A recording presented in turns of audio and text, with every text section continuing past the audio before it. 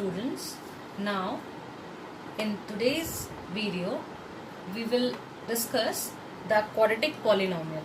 Okay, in quadratic polynomial we take an quadratic polynomial equation in which it is in the form of y equals to ax square plus bx plus c. Okay so ये जो polynomial है ये quadratic polynomial है और quadratic polynomial हमारा इस form में होता है. ठीक, अब मैंने आपके लिए क्या किया है कि पिछले क्वेश्चन में मैंने आपको समझा दिया है कि x की जगह अगर हम कोई वैल्यू लेते हैं और तो हमारा y की कैसे वैल्यू निकलती है. तो मैंने बस ये आपको ये टेबल मैंने पहले से ही फिल कर रखा है, आपको मैं समझा देती हूँ कैसे किया है. एक दो वैल्यूज देख लीजिए. x की वैल्यू जब मैं इस वैल्यू को y की इक्वल रखती हूँ तो ये हमारी इक्वेशन ये हमारा पॉलिनोमियल है जो हमारा y के इक्विवेलेंट है. ठीक है, अब मैंने x की वैल्यू -2 ली तो मैंने यहाँ पे -2 रखा. तो x की जगह अगर मैं -2 रखूँगी, इस इक्वेशन को मैं सॉल्व करूँगी तो आंसर जो आएगा वो आएगा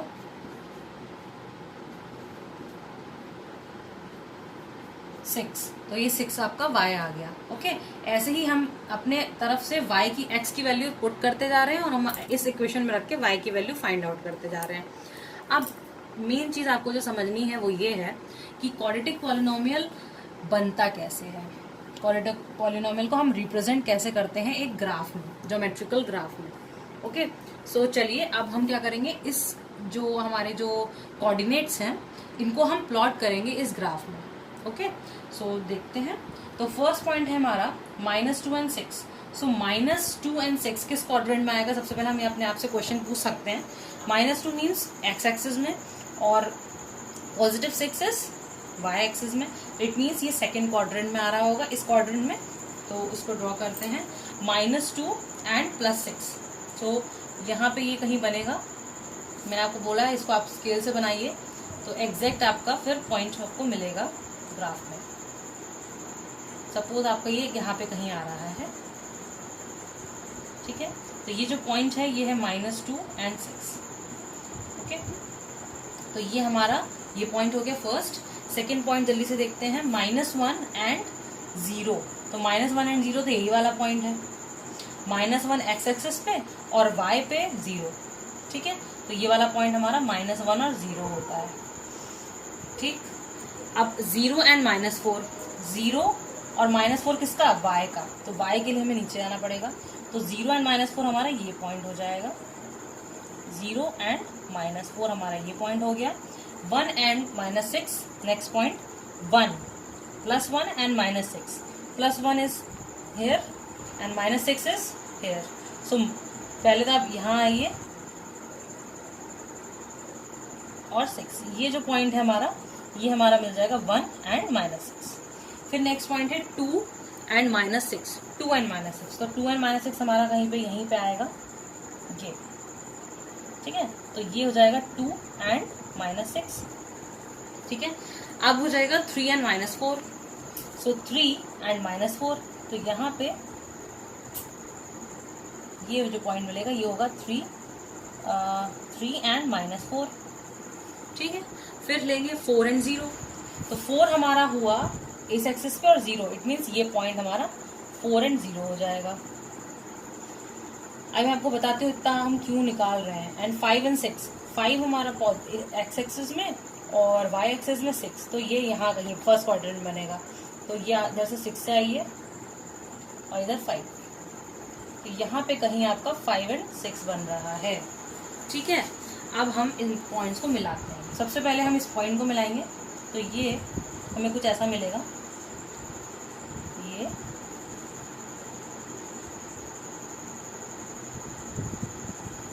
ठीक है, तो ये आपको एक शेप दिख रहा होगा, एक कर्व दिख रहा है. ठीक है, तो इस कर्व का नाम होता है बेटा this curve is known as parabola. This curve is known as parabola.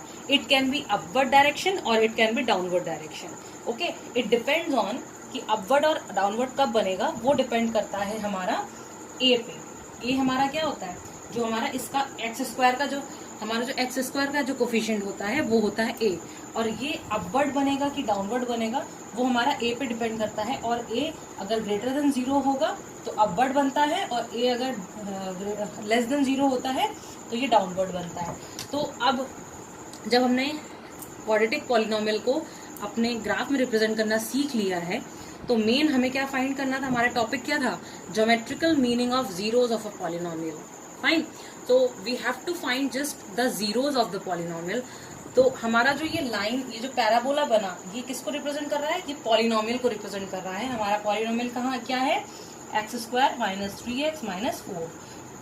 इसको ये, इस पॉलिनोमियल को ये हमारा पैराबोला रिप्रेजेंट कर रहा है। लेकिन हमारे जीरोस कितने बने, क्वाड्रेटिक मीन्स 2, तो 2 जीरोस हमें मिल रहे हैं। वो मिल रहा है एक पॉइंट यहाँ पे और एक पॉइंट यहाँ पे।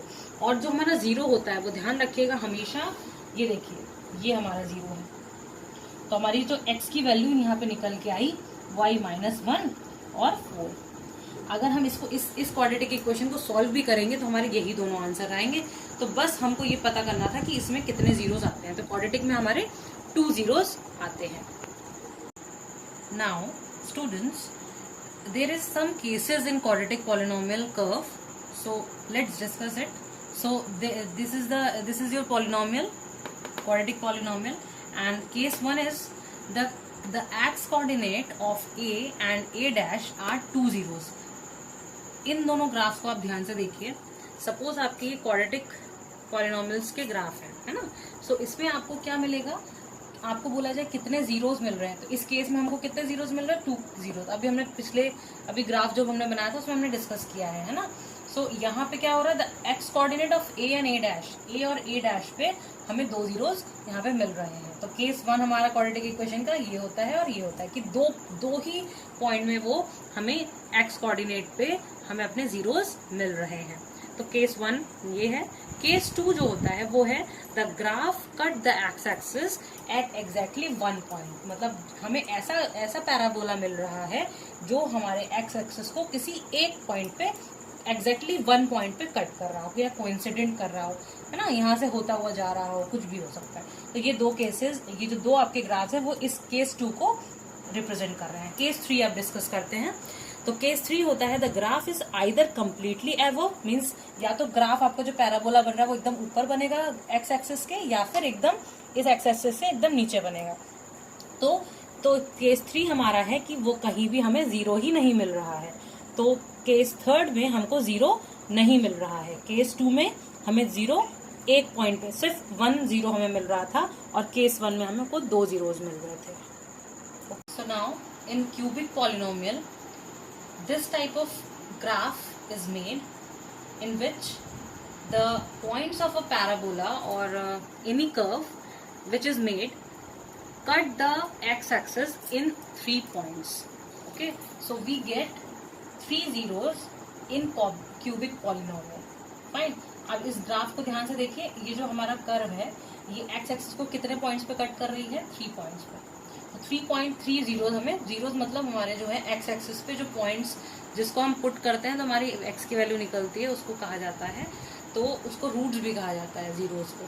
ठीक है, तो हमारा जो है क्यूबिक पॉलिनोमियल में हमारे इस टाइप के ग्राफ बनते हैं जिसमें एक्स एक्सिस को 3 पॉइंट्स पे कट करता है। इसको भी देखिए, इसके ग्राफ कहाँ कहाँ कट कर रहे हैं, एक्स एक्सिस को 1 2 एंड 3। ठीक है, तो ये 3 जो इसके पॉइंट्स है ये हमारे zeros of x axis, zeros of polynomial होगा cubic polynomial. Okay, so now we will start our exercise 2.1.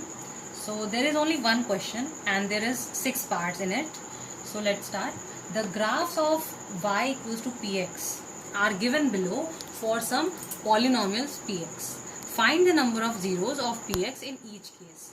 Means आपको कुछ ग्राफ्स गिवन हैं, उस ग्राफ को अच्छे से देखिए और उसमें आपको जो ग्राफ में आपका पॉलिनोमियल की इक्वेशन दी हुई है, कर्व दिया हुआ है, उसमें आपको जीरोस बताने हैं कि नंबर ऑफ जीरोस कितने हैं। अभी तक जो भी हमने इस वीडियो में डिस्कस किया है उसके ही ऊपर हमको इसके आंसर्स पुट करने हैं। ठीक, अब फर्स्ट ग्राफ को अच्छे से देखिए। क्या ये जो हमारी लाइन जा रही है स्ट्रेट लाइन, क्या ये एक्स एक्सिस को कहीं भी कट कर रही है? नो। सो ये एक भी यहाँ पे एक्स एक्सिस पे कोई भी पॉइंट नहीं है, तो the number of zero is 0, मतलब यहाँ पे जो नंबर ऑफ जीरोज हैं वो यहाँ पे 0 है, मतलब आंसर है ही नहीं यहाँ पे. At the graph does not cut the axis at any point, कोई भी कहीं पे ग्राफ कट नहीं हो रहा है एक्स एक्सिस पे, तो इसका आंसर है नो जीरोज. ओके, अब आते हैं सेकेंड पार्ट में.